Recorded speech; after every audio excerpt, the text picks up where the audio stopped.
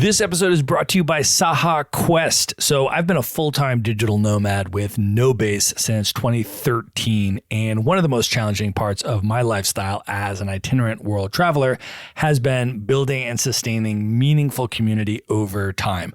I go to networking events and meetups in cities all over the world, and I meet new people, which is super fun. I have a blast, but the conversations are often surface level, and I may never see those people again. So those events don't cater to the creation of deep, lasting friendships. And that is why I love what Saha Quest is doing. It was founded specifically to solve this problem. So imagine yourself on a small group experience with super interesting, substantive people from around the world in Kyoto, Japan, or the Portuguese wine country, where you'll actually spend real time with people, getting to know them on a much deeper level, and then see those same people again at a curated dinner in New York or LA, and then spend time with those same people again in Madrid, checking out the art scene and sharing a picture of sangria as you watch the sunset. Saha Quest is building a vetted global friendship club for curious, accomplished, globally minded people. So if you want to build meaningful, lifelong friendships with like-minded travelers, not just more acquaintances, then you can learn more at sahaquest.com. There you can get all the information and sign up to join. That's sahaquest.com. And now here's a clip of what's coming up on today's episode. And this was the river where enslaved Africans would take a last bath before they were then chained up and taken on boats and shipped away. And I can remember being in that river with my best friend, and I started crying because it was very spiritual. I could feel the energy on my back, just being where our people were hundreds of years ago, and they didn't get to return. But here we are reconnecting. We get to be here. We get to return to a place that we were never meant to. And it was so important for me. I knew that there was more work that I needed to do to show how we are connected all around the world. I saw myself in so many people. I saw my friends in so many people. I saw the wedding customs that we do in Guyana that we know come from West Africa, when you have a kwekwe or the drumming circles. I got to see those things literally in my face, and it brought me to tears. It changed me in a really great way, and it gave me the resolve. That was the resolve that pushed me to start Destination Diaspora. This is the Maverick Show, where you'll meet today's most interesting location-independent entrepreneurs and world travelers, and learn the strategies and tactics they use to succeed. And now, here's your host, Matt Bowles. Hey everybody, it's Matt Bowles. Welcome to the Maverick Show. I just want to start off by letting you know that I have compiled my list of the top 10 essential books for digital nomads. Now, this list contains some books that I read before starting my digital nomad journey. There were books that inspired me to do it and gave me the how-to information to transition into the digital nomad lifestyle. Other books on this list I've come across much more recently, and they have profoundly impacted the way that I see the world and the way that I travel through it. So this is a top 10 list that includes all of those books, and you can get it at themaverickshow.com/books. It's completely free. It's just going to ask you to enter your email, which will put you on to the Maverick Show's Monday Minute email newsletter if you're not already subscribed to that. And then you can check out the list. I write a little bit about why I selected each of the 10 books and how it has impacted me. And then I give you a direct link to each of the books there. So that is waiting for you. You can grab it right now at themaverickshow.com/books. And now let's get into the episode. My guest today is Melissa Noel. She is an award-winning journalist, world traveler, and media entrepreneur, redefining how the Caribbean and African diaspora are represented in global storytelling. She is the founder and CEO of Melanin Media, a strategic communications and multimedia company producing award-winning content and campaigns centering Caribbean culture and global Black narratives. A proud first-generation Guyanese American, she previously served as the senior news and travel editor at Essence magazine, and her work has appeared in National Geographic, NBC, ABC, and she was recognized as Diaspora Journalist of the Year by the Caribbean Tourism Organization in both 2024 and 2025. She is also the creator and executive producer of the forthcoming Destination Diaspora docuseries, which explores the living cultural threads connecting people of African descent around the world, uncovering how history, heritage, food, music, and memory shape the modern diaspora, which just won the Passport to Storytelling competition at the 2025 Black Travel Summit in partnership with BET+. Melissa, welcome to the show. Thank you so much for having me. And just hearing all of that made me excited all over again. I am so excited to have this conversation with you. You and I just hung out in person and had such an amazing time in Brazil at the Black Travel Summit. Let's just start off, though, by setting the scene, talking about where we're recording from today. I am actually in the Blue Ridge Mountains of Asheville, North Carolina, on the East Coast of the United States today. And where are you? I am at home in New Jersey. Well, represent for New Jersey. I think I want to start this off just by asking you, because this was your very first time in Brazil, even though it borders your home country of Guyana. You had not been to Brazil before you and I met up there. So what was your very first impression of the country of Brazil? That was one of the things I kept saying to myself. Brazil is next door to Guyana. Why have I never visited before? But sometimes I always say nothing before it's time. So the Black Travel Summit really brought an opportunity for me to be in community with a lot of people from all around the world. And getting to finally go, it was a bucket list destination for me. I saw so many similarities in terms of cultural diversity and landscape that were really similar to Guyana. And I really, really valued the deep African roots that I saw there in music and food and culture. And I really enjoyed everywhere I went in the Rio de Janeiro area. People keep asking me, what was my trip to Brazil like? And I keep saying, life-changing. It felt very familiar. I felt very connected to the people and the landscapes. I made a lot of deep connections there. And one thing I'm always looking at, not just as a journalist, but as a traveler, are connections. And I saw connections everywhere. In so many places I went there, they were so breathtaking that I can vividly see them in my mind as I'm speaking to you. And I really love that. Sometimes you go to destinations and destinations change the way you think about the world or change the way you operate in Brazil, or at least seeing that part of Brazil, because that was just Rio to begin with. And the country is so vast, really gave me a different perspective. And I love that because that is what travel has done for me. And I want to go back and do so much more in Brazil. It was so good. Listen, the first time I went to Brazil, I went to Rio. It was 10 years ago, and I was so mesmerized by the city of Rio. I didn't leave to go see any other part of Brazil. I was there for 2 months. I was like, I'm not leaving Rio. I don't believe anything could be more amazing than this. And then I started going back to other places. I went to Salvador, went to Sao Paulo, went to the northern beach towns. And I was like, oh my God. So this was my 5th time back to Brazil, but it was my first time back to Rio in 10 years because I had been going to all of these other places. And it was just absolutely magical once again, but also so special because the Black Travel Summit was there, which we need to talk about. You were participating in the Passport to Storytelling storytelling competition.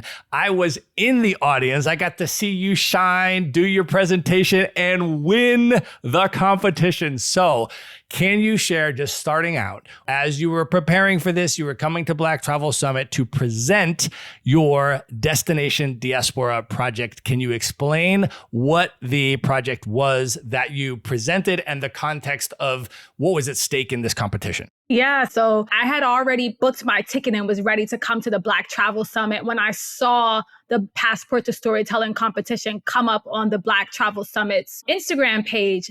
And I said to myself, wow, I have been sitting on Destination Diaspora for almost 5 years now. I keep saying that I'm going to start new episodes. I keep saying that I'm going to work on it, but I'm letting everything else get in the way. So when I saw the competition pop up, I was traveling. I think I was in Turks and Caicos at the time, and I bookmarked it and I said, oh my gosh, I'm traveling right now. I have so much to do, but no matter what, I have to enter this competition. It's either now or never. So literally the night of the deadline, I already had a pitch deck for this because this is something that I've worked on. I had YouTube episodes and things like that, but I had to cut my sizzle reel. And I said, you know what? I have this tight deadline, but I'm a deadline reporter. I can get this done. Treat it like I'm cutting a package. And 20 minutes before the deadline passed, I got the sizzle reel in, I got the pitch deck in, and I prayed on it. And I said, you know what? I feel like this is my time. Destination Diaspora highlights how African culture has traveled, transformed, and thrived throughout the world. And it looks at how that has happened through food, music, language, and all the ways that people of African descent connect around the world. So the work that I've done throughout my entire career, whether it was looking at Barbados and the Gullah Geechee connection in the Carolinas, whether it was looking at masking traditions of Junkanoo in the Bahamas or masking traditions of Mardi Gras, there were so many stories where I not only told the stories, but saw the connectivities in other places. And I said, wow, there should be a show that brings this all together. And so I created the concept during the COVID-19 pandemic. I had traveled throughout the Caribbean for probably 7 years by then as a correspondent for One Caribbean TV, CBS Puerto Rico, for NBC. I was doing all these stories.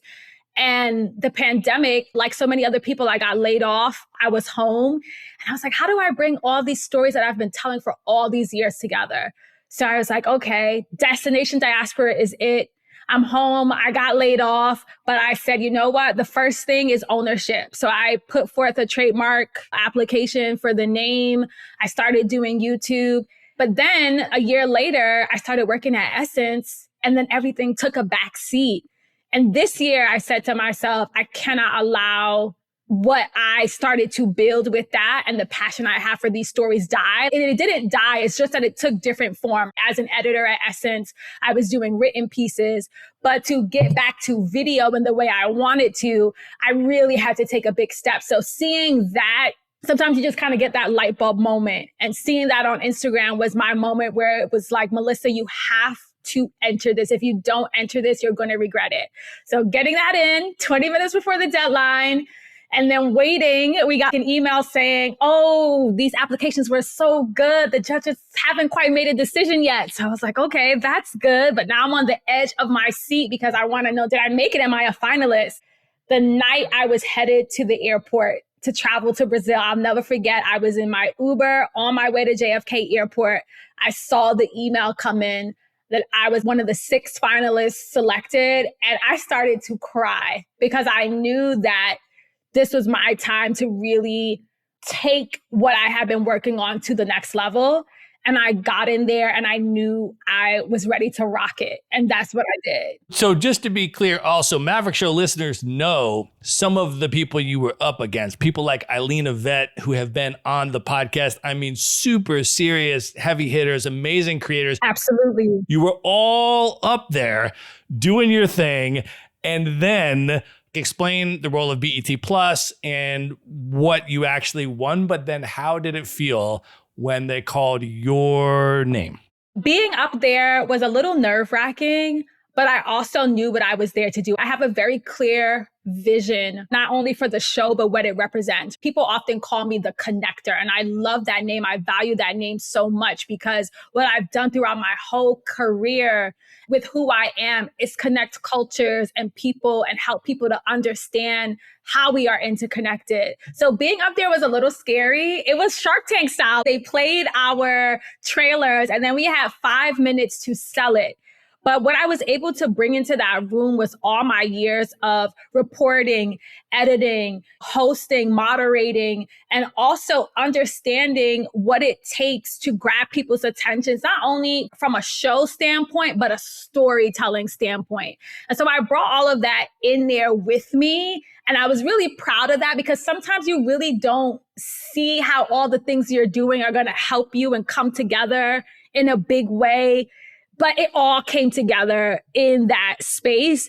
And to hear the judges say things like, you could tell that you're a journalist, you're an amazing storyteller. This was really culturally resonant and timely, and that this would resonate with a wide audience. It showed me that I did my job as a storyteller, whether you're from one place or another. Understanding how we're connected is what would make somebody be interested in it. So to be able to get that across in 5 minutes was no small feat, but it made me proud because it meant that all along, even though I was mad at myself for not working on it for these couple of years, I actually was working on it. I was refining all of these tools and all of these stories in my other roles that now gave me what I needed to bring it together on that stage. And those stakes were high. There were incredible creators in that room. And so it really showed me that when opportunity meets preparation, and I know that might sound cliche, but I had all the stuff sitting there all these years and I wasn't moving on it. But the minute I decided I needed to focus and move on it, this happened. And so I just felt like it was one of those moments that remind you that when something is for you, when you need to do something, you may have to take a pause, but you're going to get back to it. And that's what that really showed me. Well, it was such an amazing event. Seeing you win was amazing. And then we got to hang out at the Afrofuture themed gala and had just such a blast the whole rest of the time. So I have such incredible memories of that. I want now, though, Melissa, to go back and share a little bit about your journey getting to this point where you are winning these competitions. And I'd love to start all the way back. Can you share a little bit, even before we do your story, about your parents and grandparents' experience living in Guyana and then immigrating to the New York, New Jersey area and acclimating there, what it was like for them? I am so proud of them for the risks that they took, going into the unknown, facing a lot of inequality. Imagine coming from a country where you're well educated, you have great government jobs, and then you come to a new country and you have to do everything all over again. You have to start over, and people look at you or treat you in a manner that isn't often the best, but they did what they needed to do and they worked hard and they became middle class. And I'm very, very proud of them for that. And I also really value and appreciate that they ensured that my sister and I'm the youngest, I have an older sister, that we were always extremely proud of being Guyanese American, that we do live between these two worlds, but there's absolutely nothing wrong with that. If anything, it has made us more aware, more mindful, and certainly more inquisitive and understanding of people. And my grandfathers, they never lived in the US. They stayed in Guyana until they passed away. And unfortunately, I didn't get to know them really well. Both my paternal and my maternal grandmothers, they did come to the US in their later years after they were retired. I can remember my paternal grandmother, she lived in California, in Rancho Cucamonga. And if she got off a plane right now at 2-something in the afternoon, within an hour, she had made 50 rotis. She's making chow mein and fried rice. She's cooking curry. She's washing clothes. She's doing all the things. And I loved her for that. And then my maternal grandmother, she was a dressmaker. And so she was the one that was teaching me how to sew and making sure that we always looked the part no matter where we went. And even if you didn't have the money, you still needed to look the part. And she really inspired my love for journalism because we always used to read the Stabroek News from Guyana that would come to the West Indian grocery in New Jersey, the grocery I still go to this day. And I loved that no matter where we were, a piece of home is always with us, and that they weren't afraid of having to start over and do things differently.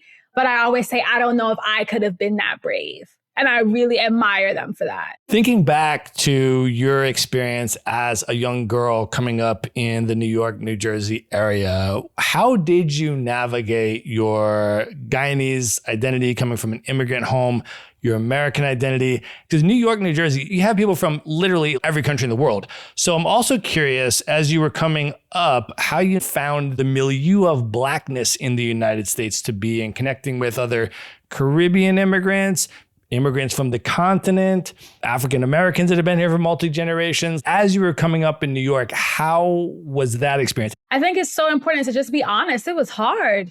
90s New York, New Jersey was not the accepting place we understand it to be now, as far as Caribbean people being so readily accepted and integrated into communities as they are now. There was a lot of bullying back then. I can remember distinctly my sister and I having to go to the trailer class for ESL because we spoke Guyanese Creole, which is English. But the way it was interpreted was that they're speaking a different language. And instead of working with us and understanding that we can understand both standard American English and a Guyanese Creole, we were going to trailer classes with students who actually did not speak English. And I remember my parents, particularly my dad, my mom is a lot more conservative, but my dad being the one saying like, this is nonsense, and really going to bat for us in that, and them not understanding why we were being treated differently simply because in the home we'd speak Guyanese Creole. And I remember it being something that really made me, for a while, not even want to associate with that, or to be like, oh gosh, I don't want anybody to think I'm different, or I don't want curry and roti for lunch. Just give me a sandwich from Subway. Those little things that now seem so silly, but they were not. They were huge anxieties growing up in an environment where you were sometimes not accepted because you were from an immigrant family and you sounded different and you ate different food and you had different celebrations. So that was not the easiest. But I think once I got to my late middle school, early high school years, I really started to come into my own, and writing was what helped me do that. I remember being in this pre-college program at Rutgers University, and we got to write about identity, and we got to write about acceptance, and we got to write about what we love about where we're from. And I got to do some of those things in school too. And that really helped me to express what I loved about both parts of me. And my parents always said, I will never forget this. There are many things that you can be ashamed about, but being Guyanese is not one of them. That is your legacy, and that is part of who you are, and that is something to be so proud of. And I always remember saying to myself, yeah, you know what? They are absolutely right. I don't have to choose. One thing that I often come up against is some people would tell you when you go and visit over many years coming up being in Guyana, you're not Guyanese enough. And then when I'm here, I'm not American enough. I would push back. And I always said, I know who I am, and I don't have to choose. I am both. And that is what's beautiful about me, because I have a lens on things in a way that other people may not. And I know that that has helped really inform how I look at the world, how I treat people, how I go about my storytelling, because I understand that a lot of times people are straddling two worlds. I've always had to. And that's what's helped me to be a connector, because I understand what it's like to feel like an other, but I also understand what it feels like when people are embraced for who they are. And that doesn't matter whether that's religion, whether that's sexual orientation, whether that's ethnicity. Being able to be embraced for all parts of you is something really special. And that's what I bring to my storytelling always, and I'm really, really proud because Guyanese values, Guyanese culture, and that upbringing, it really shaped who I am as a person. And I could never repay my parents, my grandparents, my neighbors in Guyana, my uncles, my aunts for everything that they instilled in me.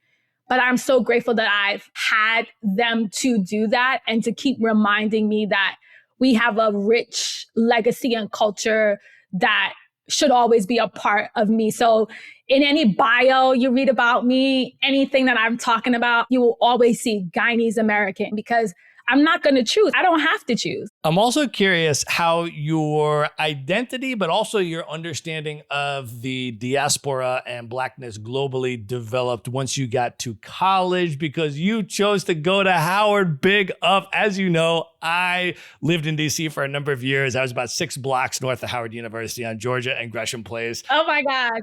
Great parties on Gresham. That's what's up. If you know, you know.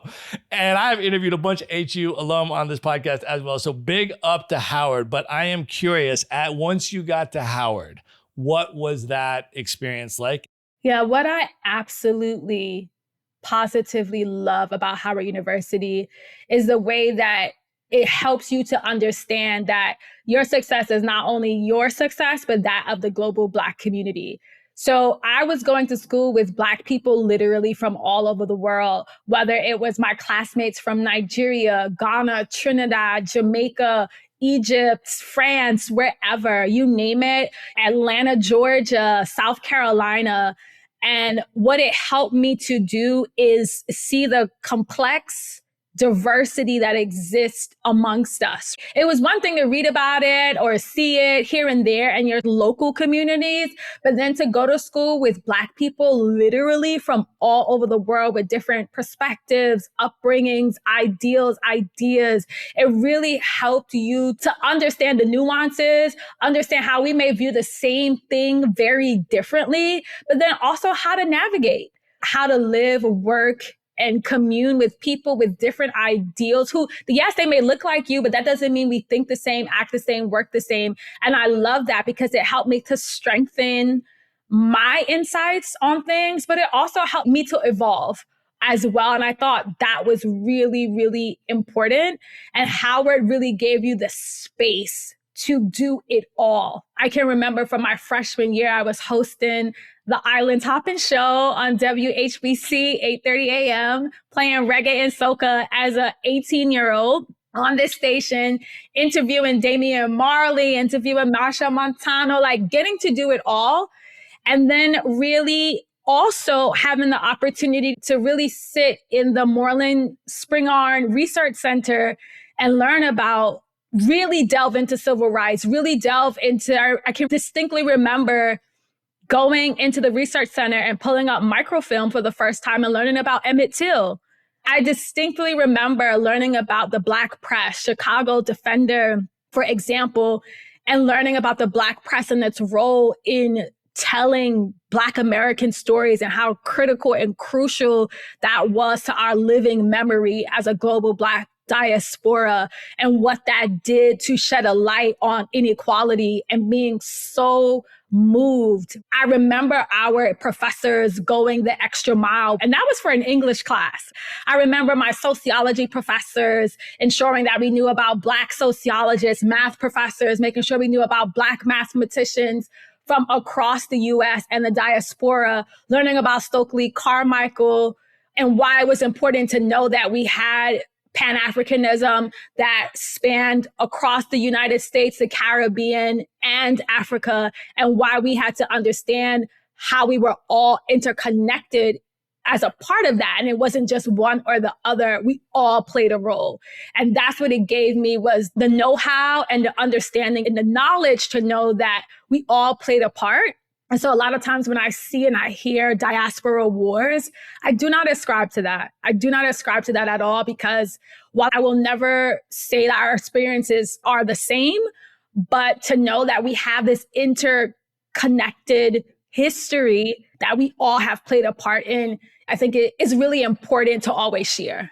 I can never, ever, ever fully express how much Howard has given me. But that was one of the best decisions I've ever made in my life. And I'm just so, so happy to be a Howard alum and just part of that family. I want to take a quick pause to thank our sponsor, Saha Quest. So a few years ago for my birthday, I got a small group of friends together and we went to the Portuguese wine country, rented a villa and spent a long weekend going around to gorgeous vineyards, tasting amazing Portuguese wines. And then we would come back at night and we'd stay up late talking and playing music and having deep, meaningful conversations. And that's one of my best travel memories, largely because of the depth of connection on that small group trip. But that's difficult to replicate, whether you're a digital nomad like me or you live in a city and go on trips from there. When you meet cool, like-minded people around the world, you often never see them again. So it's hard to build community. So to solve this problem, Saha Quest built a global friendship club so you can have a community that travels with you, not one that's tied to a single city. Here's how it works. You join a vetted community of thoughtful, accomplished people who are passionate about travel that you genuinely want to have deep conversations with. And then you meet up around the world for small group retreats in Indonesia or Denmark or the Portuguese wine country, where you spend extended time with the same people. And then you continue those friendships through curated city dinners, monthly digital salons, and annual gatherings. So the connection deepens over time and you're not restarting your social life every time you go to a new country. It's for people who want to build a small circle of real friends they'll still have 10 years from now and do epic things around the world together. To learn more and apply to join, just go to sahaquest.com. That's SAHAQUEST.com. And now back to the episode.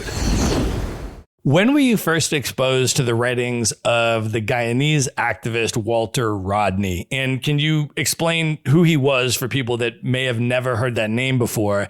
And then what impact his writing and activism and legacy have had on you over the years? So Walter Rodney was a really prolific Guyanese historian, scholar, and activist. And I first came to know his work in my mid to late teens.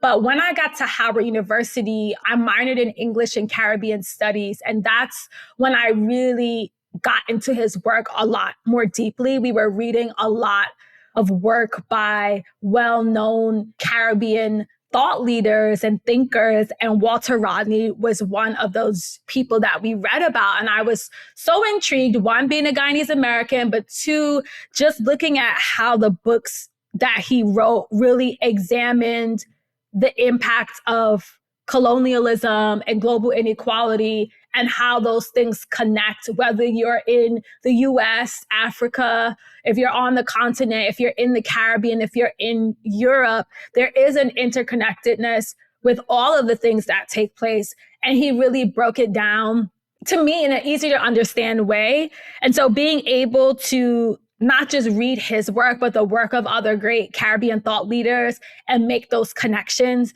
and understand the roots of Pan-Africanism, the movements, why they came to be, not just they happened, but why they came to be and who was a part of that.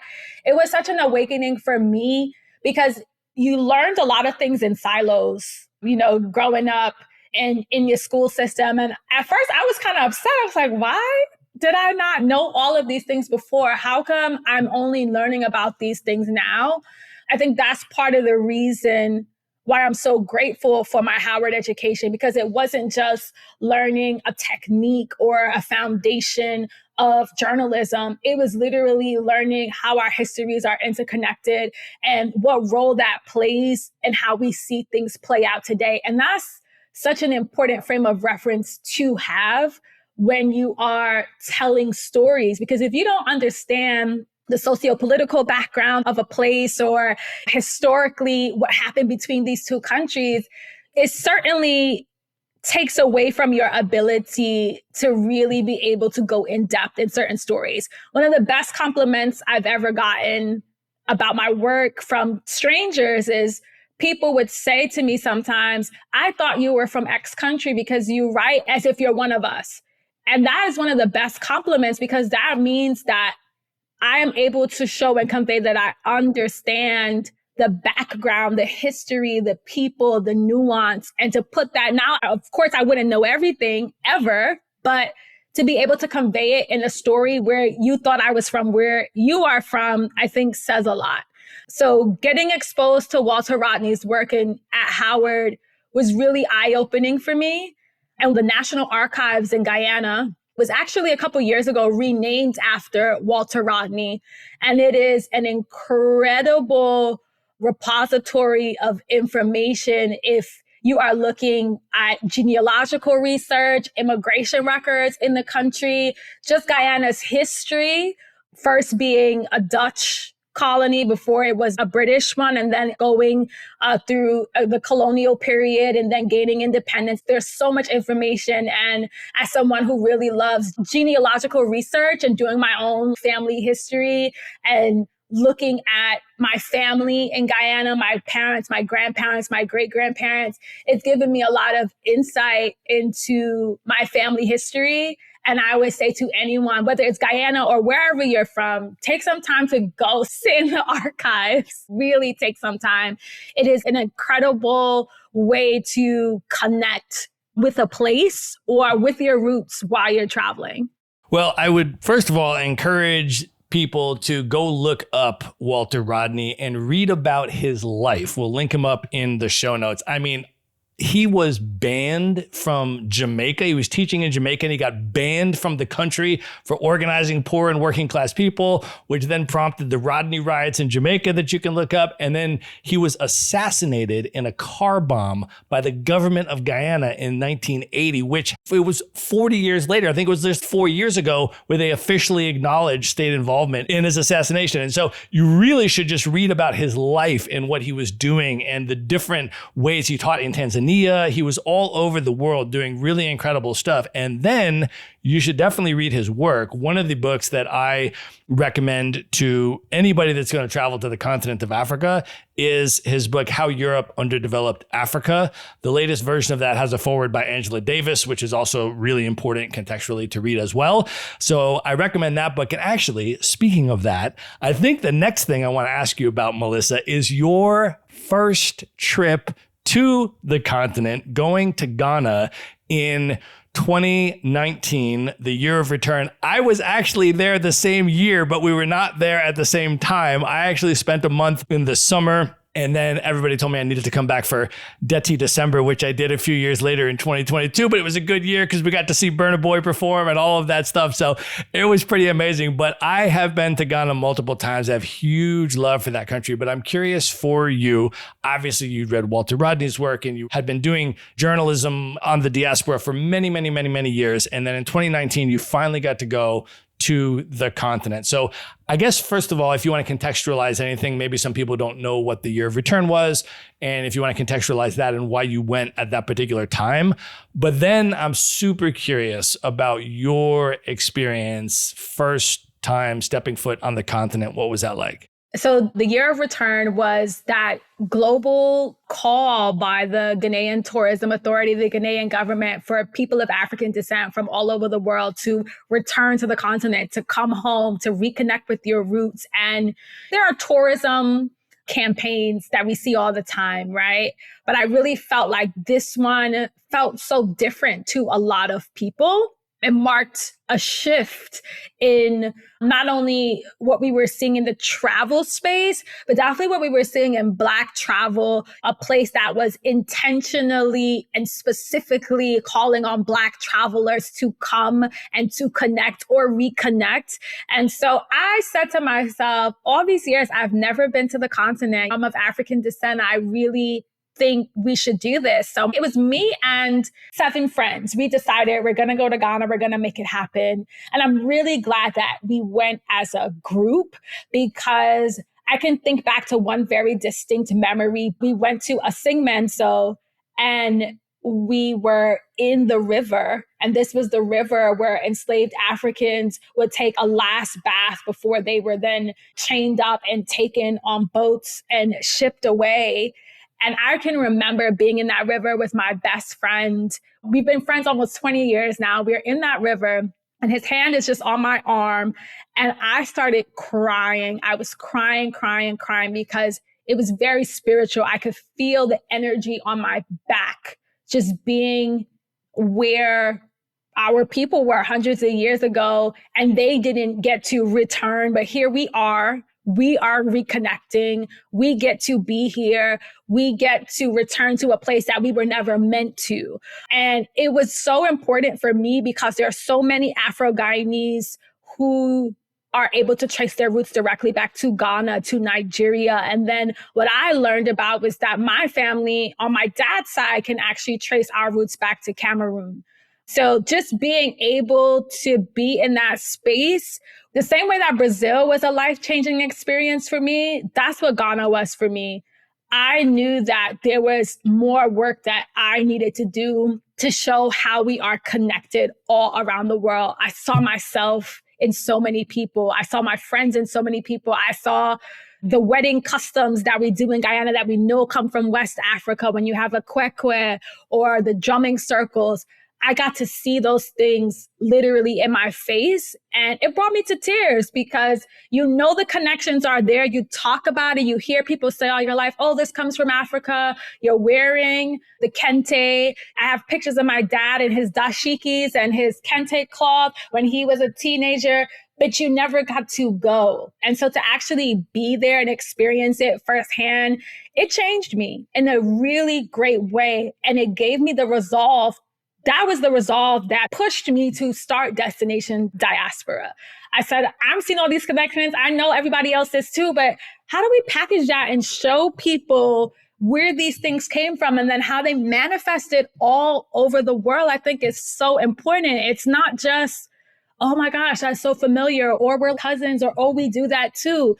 There's a reason, this comes from somewhere. How can we show that? It was the catalyst for that. It was certainly the catalyst for Destination Diaspora. One thing about me is that when something is calling on me from a spiritual sense and telling me to do something, I'm going to do it. It wasn't just, oh, you're telling us come home, blah, blah, blah. It was really, this is the time. You really have to take advantage of this momentum, of this togetherness, of this shift that we're seeing globally and make something of it. And we did. And I think I spent almost 3 weeks and I did not want to leave because it was everything from going to Afro Nation, Afrochella, then connecting with HBCU alumni chapters who were having events and connecting with you. Then it was like Caribbean groups in Ghana. There was just something for everyone. And I really appreciated the intentionality behind it. And then also seeing how Black Americans, Afro-Caribbean people, and then Black people from across the continent were working together, whether they were in business together, whether they were really pushing forth tourism platforms. I saw real change and forward movement in terms of how we were connecting as African people across the globe.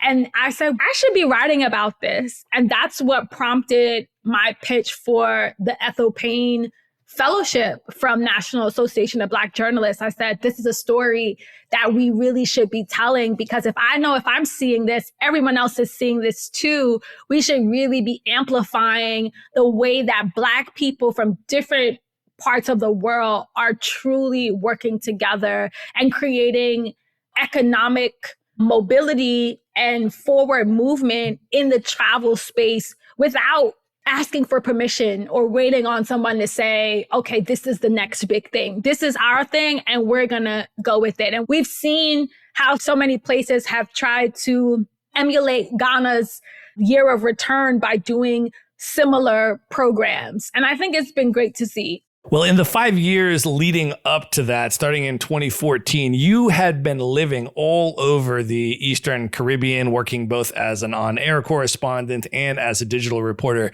Can you reflect back on that period of your life on how those experiences shaped your global perspective as well as your reporting approach? I started in network television news. I was working overnight at ABC.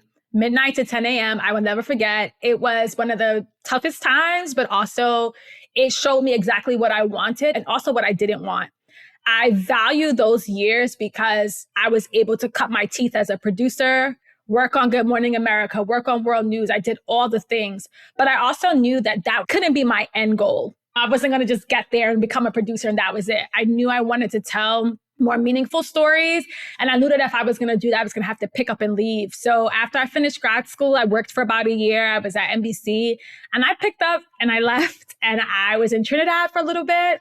I went to Guyana, stayed with family. And honestly, I was figuring it out along the way. My parents, I love them, but they were like, girl, are you mad? Like, what are you doing? You'll leave your good job and go along to and do what when you are at ABC? They were not trying to hear me, but I said, just trust me. Like, I'll figure it out. Journalism school did not teach me the business side of things. So I was trying to figure it out, making all the mistakes, not understanding as I do now, like the importance of ownership and copyright and clauses and all those things. But I knew that if I just got the opportunity to do it, I would figure it out. So I started in Trinidad, was in Guyana for a little bit, and I got a contract with One Caribbean TV and a contributor's role at NBC Black. And I was everywhere. I was in Curacao. I was in Barbados. I was in St. Vincent and the Grenadines. I was in Montserrat. I was in Antigua. Any given time over those probably 6 or 7 years, I was picking up and reporting in different countries almost every week. And I loved it because it really helped me to see the vast nuance, the difference in cultures, topography, landscapes, accents, just everything across the Caribbean region. And it also allowed me to sharpen my skills, both in reporting, but then also just as a traveler, my curiosity, what made me fall in love with the place? What are my do's and don'ts? Like, I learned a lot about myself. People often think that news was so glamorous, and it was not. I'm there shooting my own stuff, editing, staying in little small apartments or getting up at the crack of dawn, just trying to figure things out and really hustling. And people will often say to me, oh my God, you're so lucky you get to just work on the beach. I probably never saw the beach most of those years. Sometimes I wouldn't even get to dip my toes in the sand. But what it gave me was an unshakable confidence in myself, in my reporting, in my love for travel. And it also let me know that I was the person that should be telling these stories and that no matter what, I had to keep doing it. One thing that I learned very early on, especially in traditional news, is that oftentimes as a Black journalist, especially, you were really told 12 years ago, you don't want to pigeonhole yourself into just telling Black stories, or you don't want to be looked at as that reporter that's just telling XYZ stories.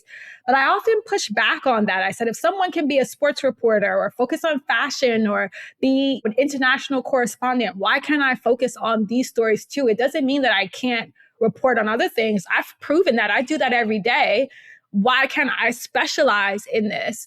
And knowing that there aren't Caribbean correspondents in the general sense in US newsrooms, I can only think of one major print outlet that has a Caribbean correspondent. I said, no, this is what I'm meant to be doing. And looking back, I'm really glad that I bet on myself, because now when I walk into conferences, a lot of my colleagues who went the traditional news route and were on air and did all those good things, and I'm really happy for them.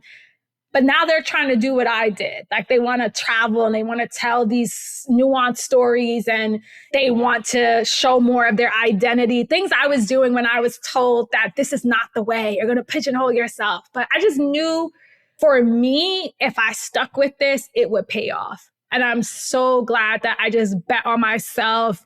And knowing that I was in network news, no one can take that away from me. I have the skills. I was covering the White House. I've covered elections. Like, I've done all the things.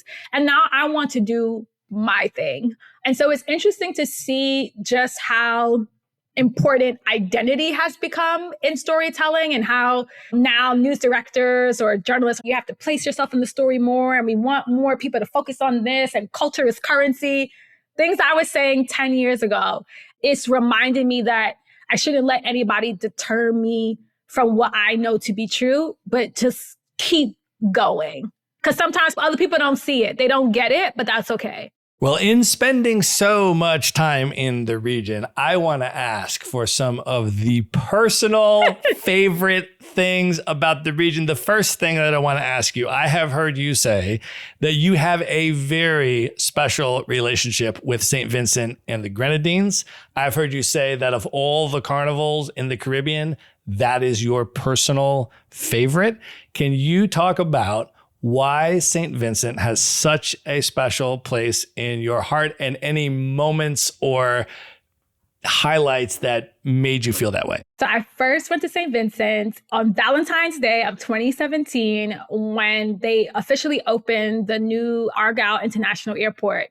So I got a call 2 days before the inaugural flight for Caribbean Airlines from JFK asking if I could come and cover it. And I remember calling one of my colleagues and I said, can you come and shoot for me? But we have to go to St. Vincent for like 4 days. And he says, you know what, Noel? Okay, I'll do it for you. So I said, thank God, let's go and do this.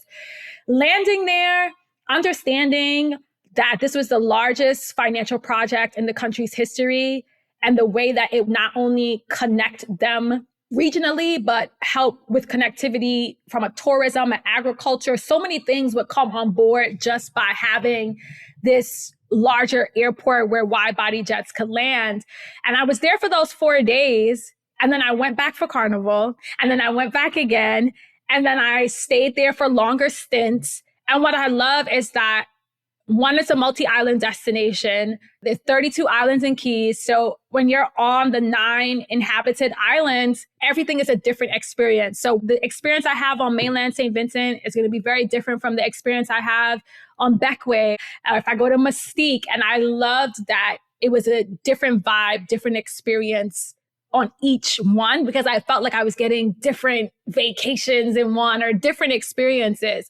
But more than anything, it was the time I spent reporting there. I made a lot of great friends, and they really embraced me in a way that you would have thought I was living in St. Vincent my whole life. And I really appreciated the way that they embraced me, the storytelling that I did there, and also how I was able to report from then to now just how things have evolved, all the airlines that have come in, the expansion of tourism, the agriculture, the food scene, the local business owners. I got to do so much. It has really, really touched me because I've made such great friends. Some of my best friends, people are like, where are you going to St. Vincent to do? Oh, my friend is getting engaged. Or, oh, I have this person's event. Or I am just going there to rest and recharge because I have found my little places, island to island, that are just a little slice of heaven.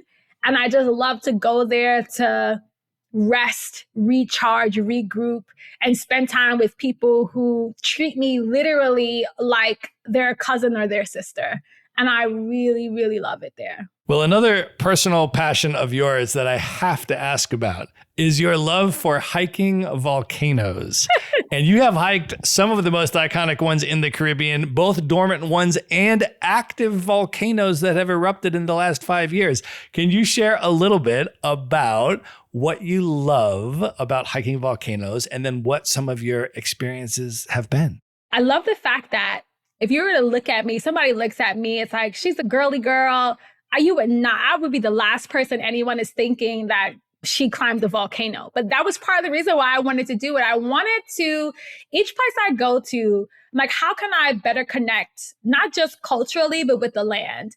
And I thought, what a great way to challenge myself instead of just doing like, let me just do this trail. I said, you know what? So many places have volcanoes. I want to challenge myself and see if I could do this. So I did. I started in St. Vincent and I climbed that volcano there. And at first I thought, how am I going to really do this? Am I doing too much? But I really like the fact that it forces you to think through moments where you want to give up, but then you realize that you're rewarded for getting to the top. Even though the climb may be difficult, you can make it. So I loved being able to climb La Soufrière and prove to myself that, hey, it doesn't always have to be the easiest, or it doesn't always have to be the expected, but you could do it. I actually climbed that volcano 2 years before the 2021 eruption that took place at St. Vincent. And I was like, wow, I can't even believe that I actually climbed the active volcano that no one expected to erupt, but then it erupted. And my friends there tell me that, of course, because of the eruption now, it's completely changed how this volcano looks and you got to do it again. And now I'm like, do I want to do that again? But I love the fact that I tried something new. I love the fact that I climbed the Quill in St. Eustatius. It started to pour. It was pouring rain in a way that I don't think I've ever been that soaked in my life. And I really wanted to give up because I was like, I'm wet, I'm leaving, I'm going back down. But then it reminded me, hey, you came all this way, keep going. So I like the challenge. I like the workout it gives me, but I also like the reminder that if you just try a little bit more, you keep going, you will get to the top of anything, any mountain, any challenge, you'll get there. And it's fun too. I've made a lot of friends along the trails, and you get to really talk to people when you're on such a intimate climb and it's just you and nature. I would suggest it to anyone. If I could do it, trust me, so can you. Well, speaking of volcanic eruptions, you have also spent time in the buried city of Plymouth in Montserrat, which I've heard referred to as the modern day Pompeii. Can you share a little bit for people that have never heard of this at all? Give the context for it. And then what was it like when you went there? Montserrat is known as the Emerald Isle of the Caribbean, and that has to do with its unique Irish and African heritage and history. And so I went there for the first time in 2019, and I got to go to Plymouth, which is known as the buried city. And the town was abandoned after the Soufriere Hills volcano erupted in the mid-90s. I believe it was 1995. And what it did was that eruption left Plymouth like a modern day Pompeii, literally frozen in time. And when I went in 2019, I believe that was the first time that they were allowing people to actually go into what is called the exclusion zone with a licensed guide to be able to show you around. And what struck me the most was I remember walking into an old hotel. You saw the phone book on the desk. You saw the phone covered in volcanic ash. You saw the chairs, everything just as it was, the bakery. It was one of those things that reminded you that everyday life in that space and time paused. But the people of Montserrat, their resolve, their strength, who they are, they have continued to live and build and grow as a people. And what it reminded me was to really sometimes take a minute and understand that, yes, people lost their homes, their businesses, people did lose their lives. But what they have done with now allowing people to visit and, visit respectfully and observe was that this is a physical archive of their history, and that they have embraced this part of their history and are working to preserve that. And what I thought about as I was there was sometimes we often think about, especially in travel, how can you respectfully preserve or talk about or visit somewhere that may be a difficult time in a history for a place or a people, but do it in a way that educates and helps people to understand. So by being able to go to Plymouth and have that experience, I remember doing 2 reports for One Caribbean TV. It gave people not only an insight into Montserrat and Plymouth, but also it made people curious about how life continues outside of that, because this is on one side of the island.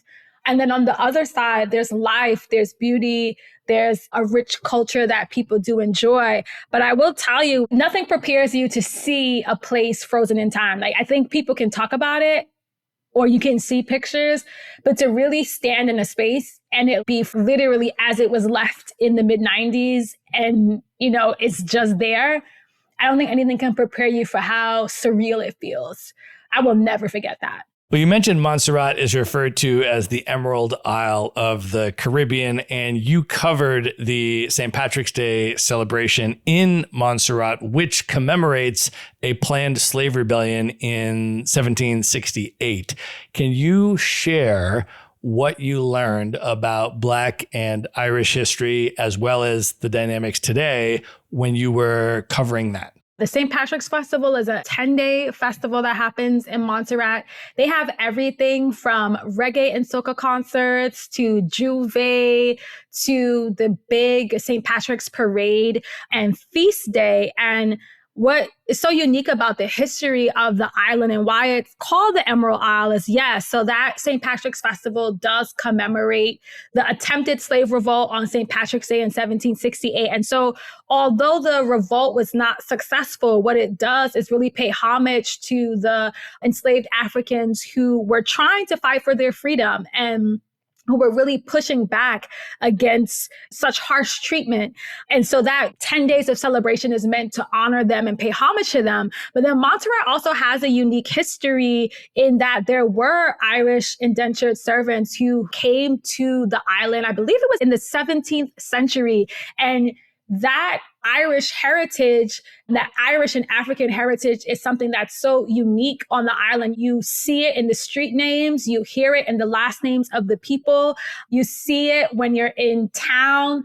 And it's also interesting because you have a lot of people that might come from Europe, from Canada, from Ireland that come and spend time in Montserrat and really embrace that unique heritage. And so it was always really interesting to see how that was manifested into the parade. I've seen St. Patrick's Day's parades my whole life, but I never thought I'd see it with African heritage. But I think they embrace and intertwine that history in a really unique and powerful way. And I loved learning about it, especially not only in the names, but then in the food and in how they really embrace that. And I met people from all over the world who were there for the St. Patrick's Festival. There were people there from France. There were people there from British Columbia. Yeah, people there from South Carolina. It was just really, really beautiful to see how they have taken that history, and while they're commemorating and paying homage to that foiled slave rebellion, they also do embrace that Irish heritage that is uniquely Montserrat. And even little things like when you get your passport stamped, it's a shamrock. Just little things I can remember. I flew into Antigua and then took the ferry over. And then when you get to the ferry port and you get your stamp, it's a little shamrock. So just little things. And then there's a point where you can drink from a spring, fresh spring water. And they say if you drink from that spring, you're going to return to Montserrat. And I'm like, okay, let me drink from the spring so I can come back. So I'm definitely overdue for a trip. I'm really excited to get back and to tell some more stories, especially because I've kept up with how things continue to evolve. I've missed many of St. Patrick's Day since then. So I really would love to get back and kind of to update things. Well, it's super high on my list as an Irish American to get there because I have not yet been to Montserrat. You will love it. Yeah, I think that history is so important when we look at Ireland being the very first British colony. And then, as you said, it was the mid-1600s under the absolutely brutal colonial repressive campaign of Oliver Cromwell, where all these Irish were sent as indentured servants over to Montserrat. But then you have this really important dynamic in the diaspora, which is Irish diaspora, all kinds of other places as well, which is that oftentimes the Irish were then eventually given a path to, quote unquote, becoming white, which then allowed them to ascend up into the colonial power structure and then become slave owners themselves or exert that colonial power themselves. But also, in almost every diaspora situation I've looked into, you also had some Irish people that refused that path. And they chose to align with the oppressed people and not to take that path. And those are always the stories that I'm like most interested in looking into. Like, who were the people that were supporting this St. Patrick's Day rebellion? I want to learn about those types of people because some of the Irish people that were being rebelled against were in the slave owning class and they were the targets of the rebellion. And then other Irish folks would have been supportive of that. And this you find all over in the diaspora. And the thing is that most of the Irish people in the diaspora anywhere that aligned with oppressed groups and refused to join in with the oppression, most of those folks get completely written out of history. Those are not the types of folks that you're going to be learning about in Irish American history or anything else. In American history, there's an extraordinary example that people don't know about the St. Patrick's Battalion, the San Patricios. I've talked about this before on the podcast, which was in the mid-1800s when all the Irish were coming to the U.S. from the famine, right? The British government had induced this famine and basically wiped out half the island, either killed them or forced them to emigrate. All these people were coming over here and they were putting them right into the army and sending them down to conquer Mexico, which is what was going on in the mid-1800s. And there was a regiment of mostly Irish folks who decided to not just desert the army, but they formed the St. Patrick's Battalion. They switched sides and they fought on the Mexican side of the war against the United States. And the St. Patrick's Battalion is commemorated in Mexico and they're commemorated in Ireland. I have been to Mexico City. I have seen the San Patricios commemoration there. I've been to Clifton in Connemara, and I've seen the birthplace of Captain John Riley, who led that battalion. And these are things that the Irish and the Mexicans are very proud of. But growing up as an Irish American in the United States, I never learned about that. That's a piece that's wiped out of history, right? And so you have a lot of times this same dynamic all over the place in the diaspora where Irish folks come. And even today, right, you look at Ireland, and particularly if you look in the occupied 6 counties in the northeast of Ireland, which are still under British colonial occupation, by the way, there you will find some of the most robust international anti-colonial solidarity anywhere in the world. Anywhere in the world. You will see the most robust pro-Palestine solidarity activism coming out of the occupied 6 counties in the north of Ireland, as you will see anywhere. And the same thing was true with their support against South African apartheid and all these other things. And then you have this disjuncture when you get into the diaspora, and all of a sudden now, when this path to whiteness and this path to power opens up, a lot of people end up taking that path. And so I find there's always people that didn't take that path, though, and those are the stories that I'm always looking for. And those are the stories that I'm always looking for, and why I certainly appreciate how, yes, there's a lot of fun that happens during the St. Patrick's Festival in Montserrat. There's a lot of parties and things like that. But then they are intentional about the reenactments that happen. They are intentional about the historical pieces that you can learn about. And I really wanted to take the time to do that. And I really appreciate that that is an integral part of the commemorations and celebrations that take place each year, so that there is an understanding of this unique, complex, and layered history, and why you really have to take the time to understand that these are people that you probably never heard of before, now, or taking that time, because they are not the ones that are amplified in the history books.